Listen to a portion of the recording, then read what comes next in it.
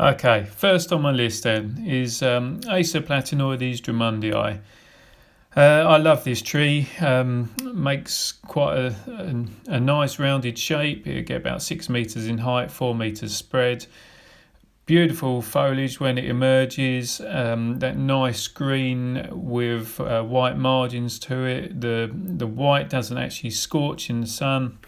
It just provides a really fantastic backdrop for all other trees to grow against or shrubs for underplanting.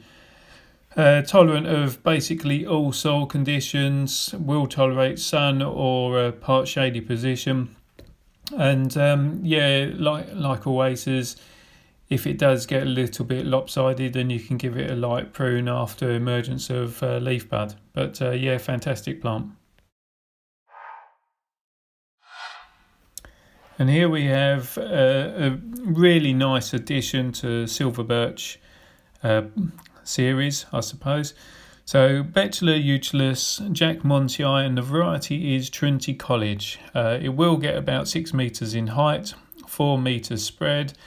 Still has that nice sort of upright but open habit that all silver birch have. The good thing with this variety, which is part of the breeding, is that it has that really white stem near enough from the beginning. So from about 3 years old, it produces that nice clear white stem. You don't need to clean it up either. It consistently stays white.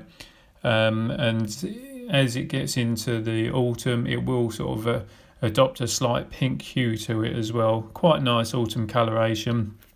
Sort of a mixture of yellow and oranges to the foliage. But a wonderful tree. Again, good for backdrop or for making a focal point. So I love this tree. This is Catalpa bignonioides aurea, or Indian bean tree for its common name.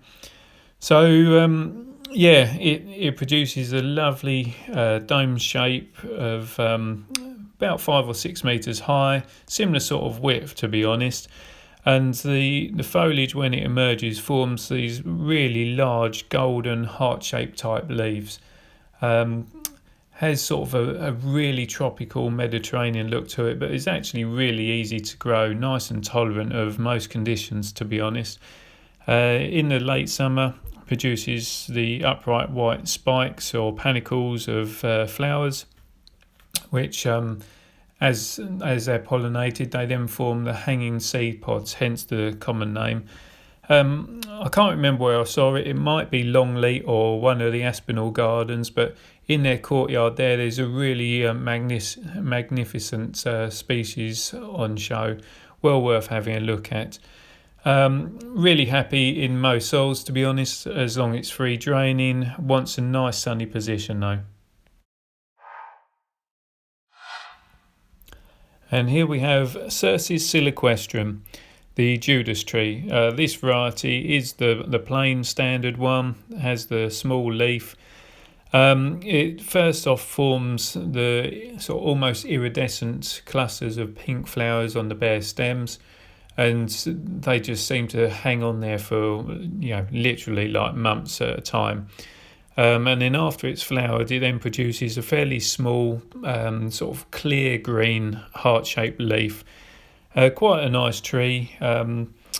Nothing too spectacular about the tree itself other than the flower, but it's just such a nice warming flower to have at the start of the season. When we get to the autumn, it does turn a nice sort of mixture of yellows and oranges. So it's easy to look after, will tolerate basically all soil types, will grow in a sun or part shade position as well. Despite its sort of appearance, it is easy to look after. Right, so this is sort of my double pairing, so it's a slight cheat on the numbers, but I kind of figure you can't have one without the other really. Well, not in my mind. So here we've got Fagus sylvatica Dwight Gold and Fagus sylvatica Dwight Purple. Both of them will get to about 8 to 10 metres in height and only 3 metres wide. They produce that really nice sort of conical shape to them. As the names would suggest, one has golden foliage, one has purple. Previously, I've done plantings of these of groups of 3 of each, and when you plant them by themselves, they look lovely. You plant them next to each other, and just the colour combination really works. Just provides that whole lift. Really strong colours. Bigger Aphagus, then they hold on to their leaf colour throughout the whole season, basically. Don't tend to drop too much leaf as you get into the autumn time, and will still retain a little bit in the winter. Nice and easy to look after. So pretty much all soil types they're happy in. They are relatively shallow rooting. They do both require a nice sunny position to get the best intensity on the foliage colour though.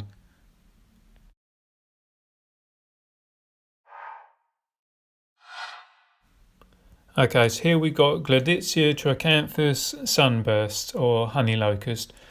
We'll get 5 to 6 metres in height, about 3-4 metres in width. You're probably thinking that's a Robinia, but it obviously isn't. I much prefer using a Gladitsia than Robinia frisii, for a simple reason is that it doesn't suffer the same dieback issues that Robinia does. Still has a nice sort of leaf coloration as well, but in my opinion it's a much better tree. So Sunburst is a slightly older variety. There are some improved or supposedly improved varieties around, like Spectrum, but personally I like the way that you get the green and the golden two-tone effect of the foliage with this variety. It's really easy to look after. Does want a nice sunny position, fairly free draining, but produces quite a nice open habit, and so that makes underplanting really easy as well. So you can get a nice colour combo going there, and it also produces a slightly sort of twisted, contorted stem. So again, that gives you a slight point of interest come the winter months.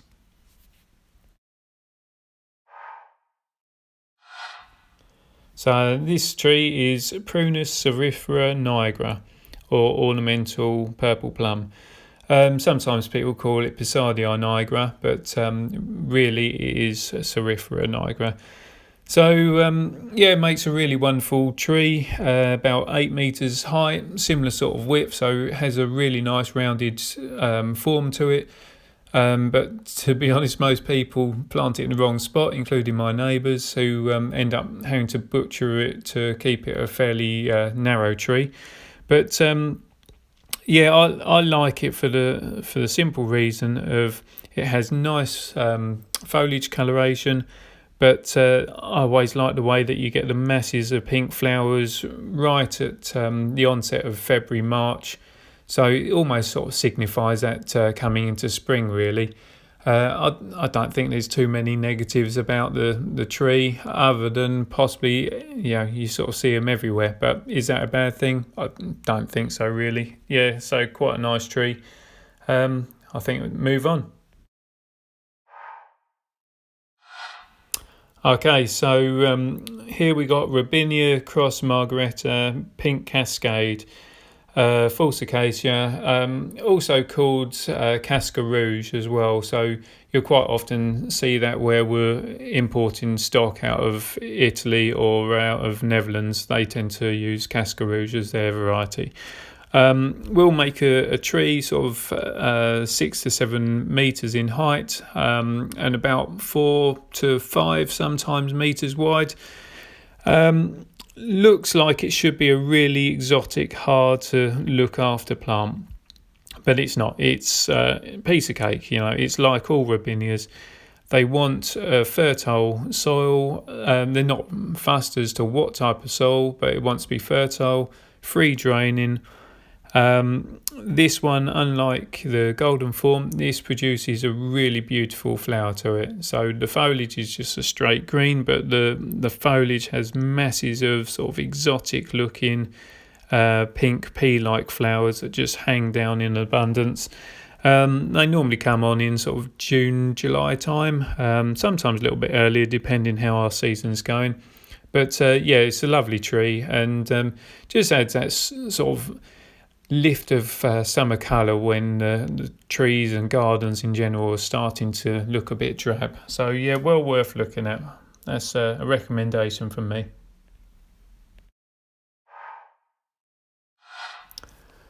Well, I do love a salix and or willow, and this is a quality one as far as I'm concerned. So this is Salix alba Vitellina britsensis is the variety, or scarlet willow. Basically, the colour on it is just amazing in the autumn time.